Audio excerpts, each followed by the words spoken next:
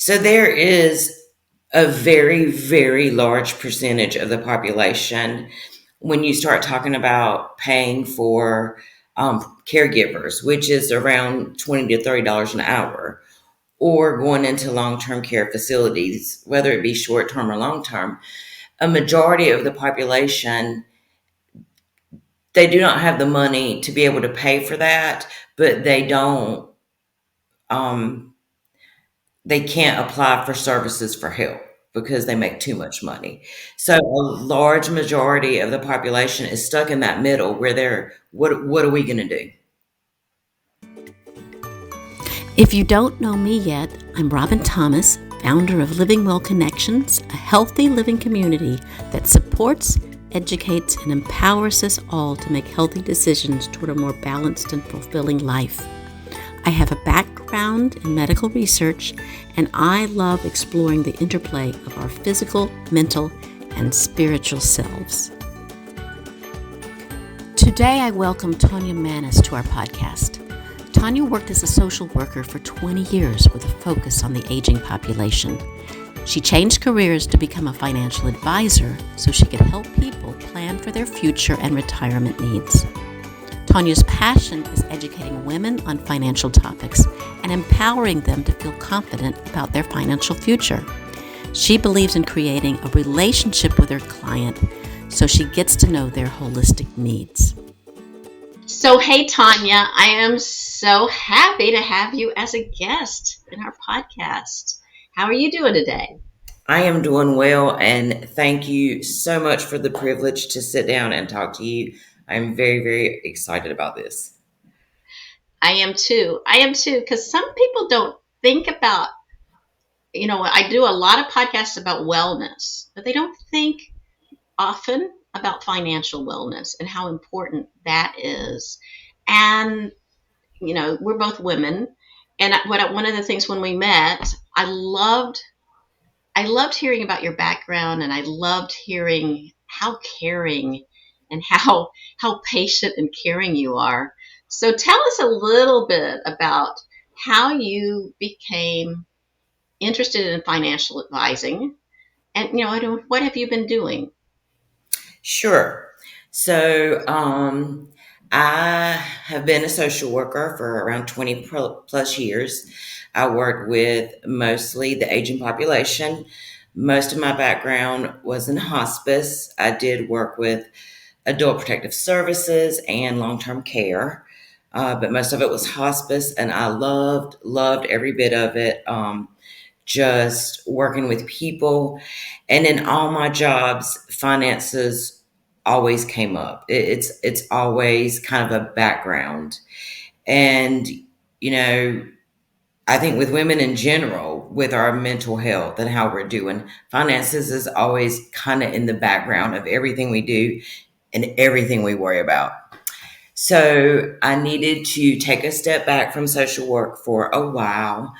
Um, and what I wanted to do was help people prepare for the future, because we are in a sandwich age where we're taking care of our parents, we're taking care of our kids, and also we're working and we're chugging along, but we're not thinking about our future. And then suddenly we're sick, we're out of work for 3 or 4 months, and the money's not there. And so for me, a natural segue was to go into the financial world so I can help people get prepared and be ready. So when they start aging and the sickness comes and things happen, they don't have to worry about the finances, or they at least know where they are in the retirement stage. Absolutely. I mean, this really is meaningful to me, and it could be us getting sick, or it could be parents. Often what elderly parents, they haven't really planned for all that. You were in hospice, so all that end of life. I mean, it can be quite expensive. It can be quite expensive. And then you mentioned the sandwich generation, so taking care of parents at the same time of taking care of children and or putting children through college. Mhm, You know, mhm. it really comes down hard on us. So there is a very, very large percentage of the population when you start talking about paying for caregivers, which is around $20 to $30 an hour, or going into long-term care facilities, whether it be short-term or long-term. A majority of the population, they do not have the money to be able to pay for that, but um, they can't apply for services for help because they make too much money. Right, So a large majority of the population is stuck in that middle where they're, what are we going to do? right. I do have, my mom is in a long care situation right now, and it's astounding how much money goes into that every single month. It's pretty overwhelming how Mhm. much is going into that. And fortunately, it's a good one, and she's happy. I mean, Good. that's the important thing. But even if you know, if you bring, say, well, I'll bring my parents to stay with me, there's still a lot of expenses.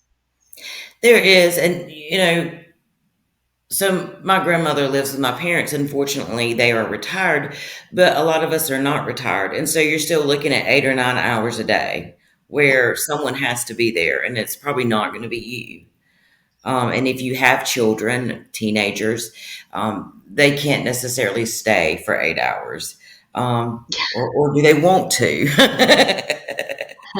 Well, it's this. There's lots of different things that can be expensive, and it's not fun to think about when nothing's happening. You know, when everything seems fine right now, it's not at all fun to think about these things, situations in the future that really draw on our financial pocketbook. But this is one of the things that you and I were talking about a little bit earlier. How women, um, really, for the day to day, frequently the women are taking care of the day to day. But it's so much to have. Women are, we have so much on our minds and so many people we're taking care of. It's very difficult for us to think about the future, Mhm.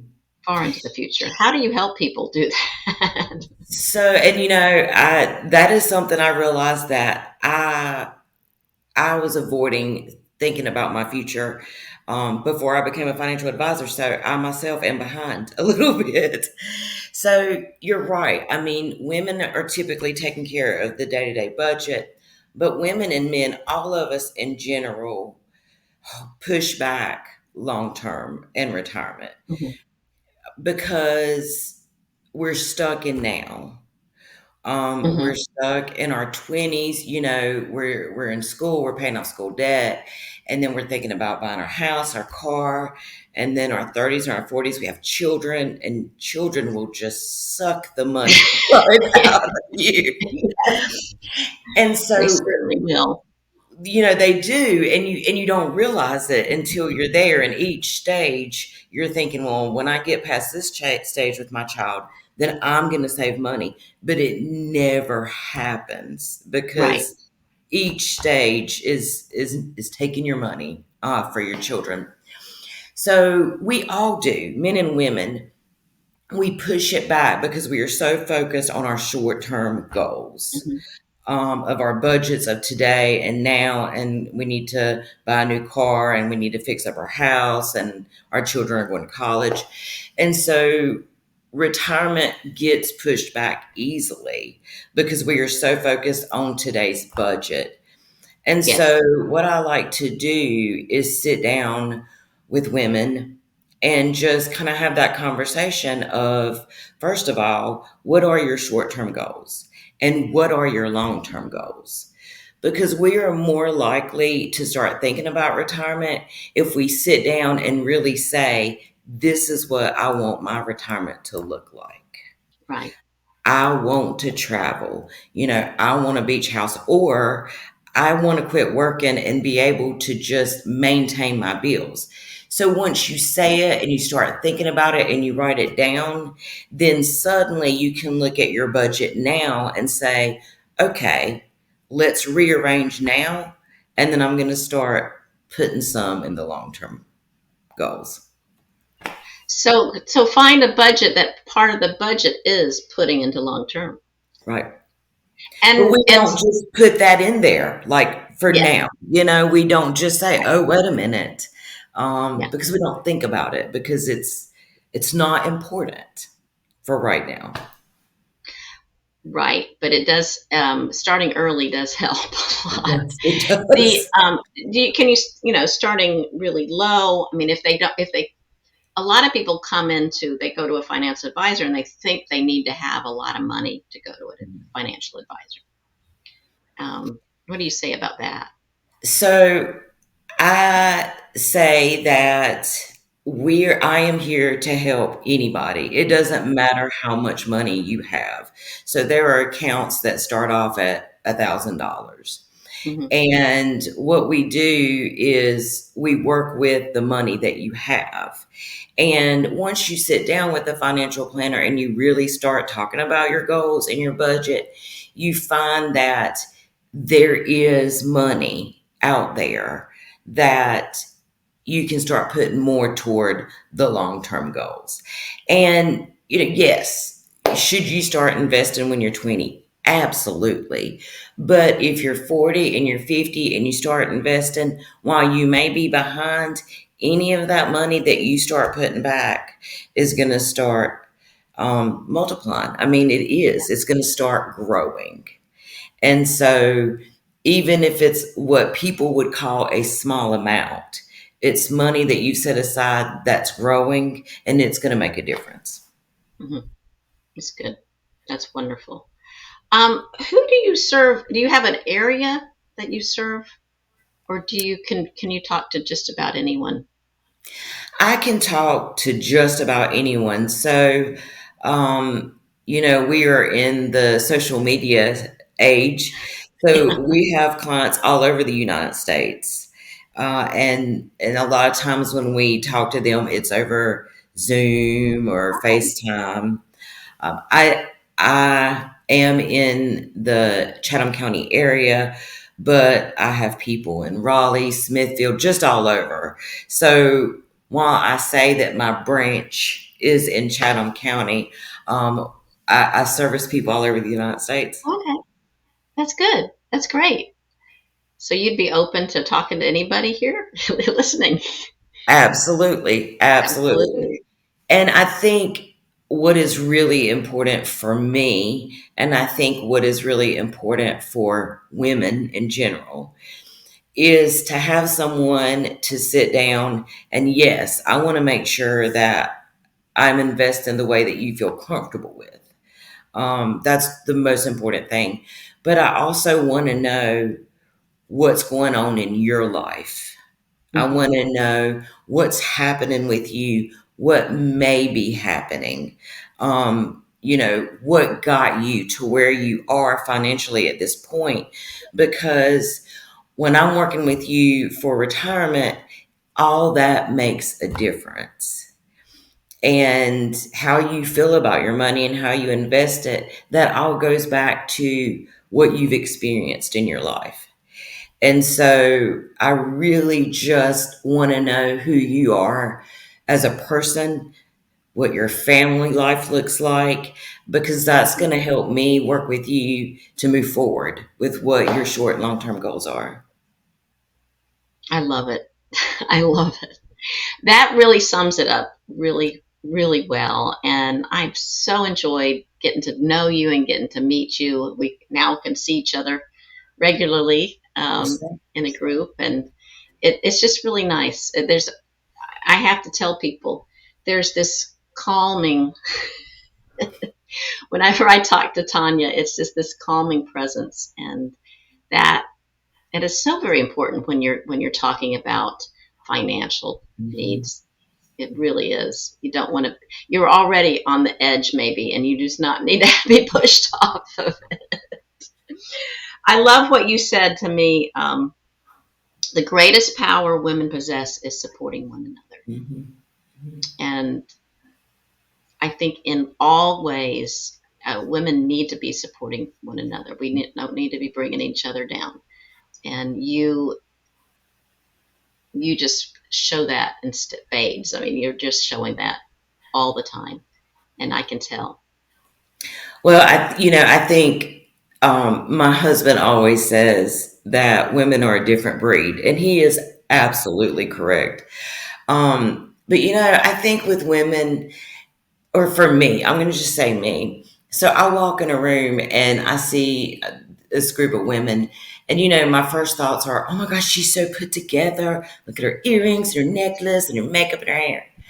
And I think that we really just kind of get caught up in here's me and here's this woman, and where have I failed?